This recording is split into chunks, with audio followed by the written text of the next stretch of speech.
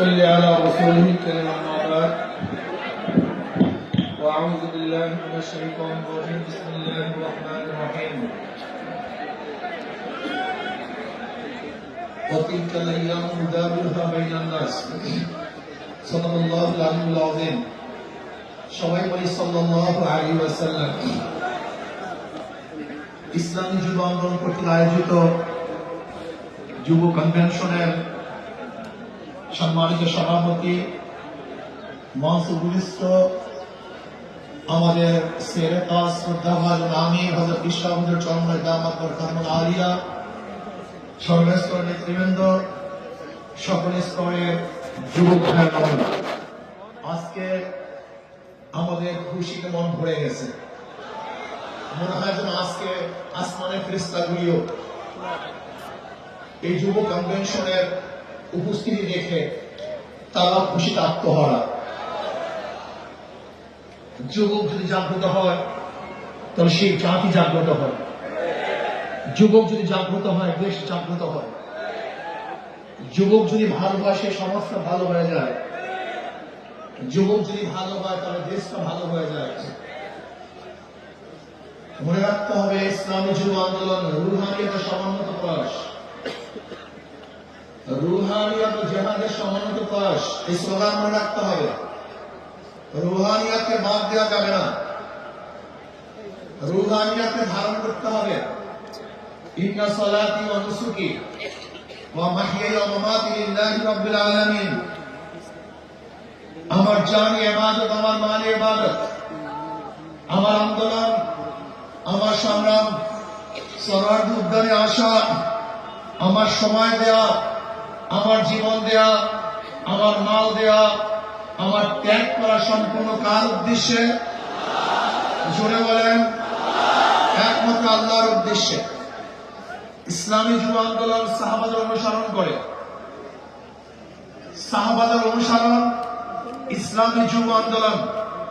সাহাবাদেরকে বলবেন না, তারাই আমাদের অনুপ্রেরণা।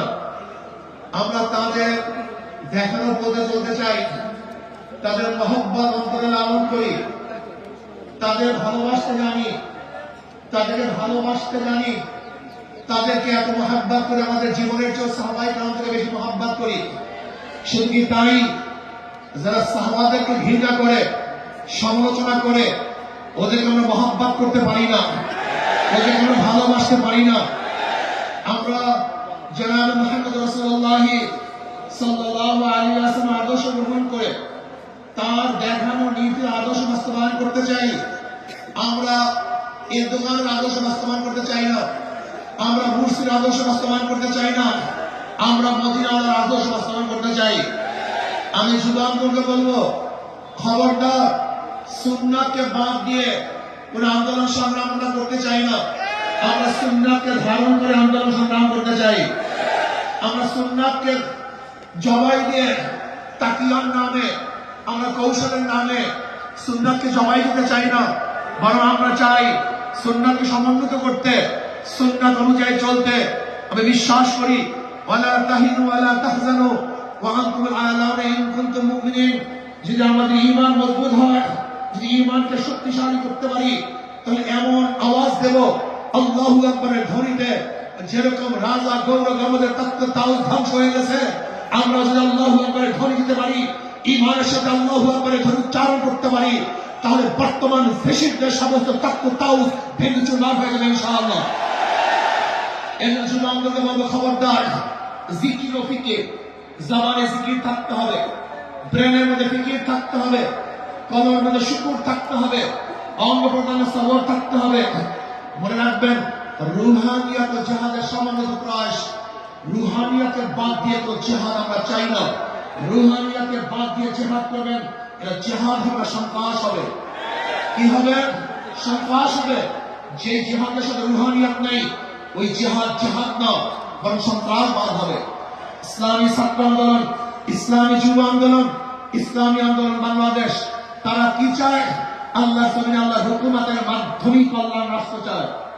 ইসলাম হুকুমাত বাদ দিয়ে আমরা কল্যাণ রাষ্ট্র চাই না, আমরা ইসলাম হুকুমাতের মাধ্যমে কল্যাণ রাষ্ট্র প্রতিষ্ঠা করতে চাই। আমরা বিশ্বাস করি ইসলাম হুকুমাত ব্যতীত সেকুলারিজম, সোশ্যালিজম, ক্যাপিটালিজম, কমিউনিজম, ডেমোক্রেসির কোন আদর্শ মানুষকে শান্তি দিতে পারে না, মুক্তি দিতে পারে না। একমাত্র মানুষের মুক্তির গ্রান্ট হলো ইসলাম হুকুমত। ইসলাম হুকুমত কায়েম করতে হবে। আপনারা জানেন আজকে অন্তর্বর্তী সরকার কিছু সংস্কার করতেছে, তার মধ্যে রাষ্ট্র সংস্কার। অবশ্যই রাষ্ট্র সংস্কার করতে হবে। কেন? আপনারা জানেন ফ্যাসিস্ট সরকার, রাষ্ট্রের এমন কোন বিভাগ নেই যে বিভাগকে ধ্বংস করেনি, সমস্ত বিভাগকে ধ্বংস করে ফেলেছে। কাজী ধ্বংসস্তূপের উপরে সুন্দর একটা নির্বাচন উপহার দেওয়া সম্ভব নয়। আগে সংস্কার হবে, তারপরে নির্বাচন হবে। রাষ্ট্র সংস্কারের মধ্যে আমি বিচার বিভাগের স্বাধীনতা চাই, বিচার বিভাগের পূর্ণ স্বাধীনতা চাই। আজকে আমরা কি দেখেছি, সরকার পরিবর্তন হওয়ার সাথে সাথে সমস্ত আসামি খালাস হয়ে গেছে। আবার সরকার পরিবর্তনের সাথে সাথে অনেক আসামি জেলে ঢুকে পড়ছেন। তার মানে বিচার বিভাগ কি সরকারি ইঙ্গিতে চলে? একটা ভালো রাষ্ট্রের, উন্নত রাষ্ট্রের সবচেয়ে বড় মানদণ্ড হলো বিচার বিভাগের স্বাধীনতা। যে রাষ্ট্রের মধ্যে বিচার বিভাগের স্বাধীনতা নাই, ওই রাষ্ট্র ভালো কল্যাণমুখী একটা রাষ্ট্র হতে পারে না। এর জন্য বিচার বিভাগের স্বাধীনতা চাই। এমন স্বাধীনতা চাই, বিচারকটা আইন অনুযায়ী বিচার করবে, কারো ইঙ্গিত বিচার করবে না, কারো দিকে দৃষ্টি করে বিচার করবে না, বরং আইনে যা আছে সেই অনুযায়ী সে রায় প্রদান করবে। এমন স্বাধীনতা বিচার বিভাগটা থাকতেই হবে। এমনকি ওই চেন্নাইকে, চিটংয়ের চেন্নাইকে সেও যদি বিচারের আওতাধীন, সেও সে আইনের আওতায় খালাস পায়, আমার কোনো আপত্তি নেই। কিন্তু আমিও যদি বিচারের আইনের মাধ্যমে জেলে থাকি, তাহলে আমার আপত্তি নেই। বিচার বিভাগকে স্বাধীন দিতে হবে, কাউরি ইঙ্গিতে বিচার বিভাগে চলতে পারে না। যদি বিচার বিভাগের স্বাধীনতা না থাকে, বা ধাপেরা হুপেরা, তুমি যে গর্ত খুঁজবা সেই গর্তের মধ্যে একদিন তুমিই পড়বা। এখানে বিচার বিভাগের স্বাধীনতা চাই। নাম্বার 2, সংবিধান সংস্কার। আজকে দেখেছি সেখানে প্রায় 505টা আসন রাখা হয়েছে। আসন কম হোক বেশি হোক, কিন্তু সব জায়গায় নির্বাচনের ভিত্তিতে সংসদ সদস্য হতে হবে।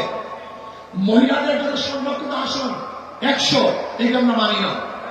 যে সংরক্ষিত আসন মহিলাদের জন্য রাখা হয়, এটা মহিলাদের সাথে বৈষম্য করা হয়, তাদেরকে দুর্বল ভাবা হয়। আমরা তো কোঠার বিরুদ্ধে আন্দোলন করেছিলাম।